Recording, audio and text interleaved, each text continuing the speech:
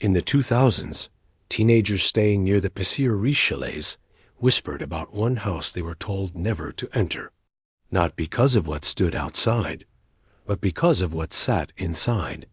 A doll, on a rocking chair, and according to the story, if anyone tried to remove it, the house would scream.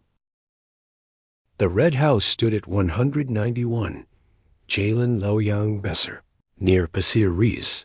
Before it became an urban legend, it was remembered as an old seaside bungalow from the Kampong Loyang area.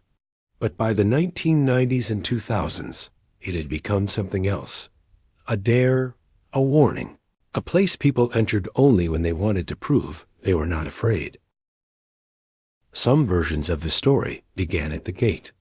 Visitors claimed the stone lions were not just decorations. They said the eyes glowed. Some even believed the statues turned their heads after you passed. And there was one rule repeated by older thrill-seekers. Leave a lit cigarette in the lion's mouth before entering. When the cigarette burned out, your protection was gone. Those who entered described the same things differently. Some remembered red marks on the walls. Some called them stains. Others insisted they looked like something darker. The house became known not only for its color, but for what people believed they saw inside: white shadows, running children, and laughter coming from rooms that had no one in them. But the most repeated object in the legend was the doll. It was said to sit on a rocking chair somewhere inside the house. Not hidden, not thrown away, placed, waiting. Visitors claimed the chair rocked even when the air was still. And the doll, they said, always faced the doorway, as if it knew someone had come in. One account told by students was always the same. A boy entered with friends after midnight. They laughed at the chair. They laughed at the doll. Then one of them reached down and lifted it. The rocking stopped. The insects outside went quiet.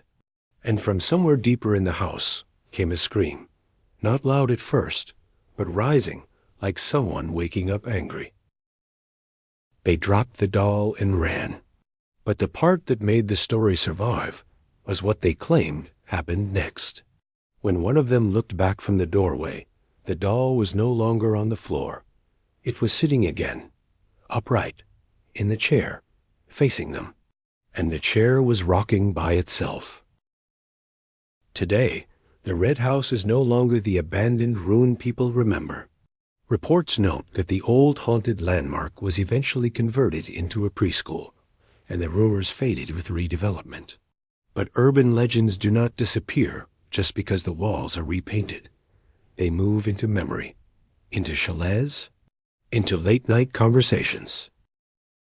So maybe the scariest part was never whether the doll screamed.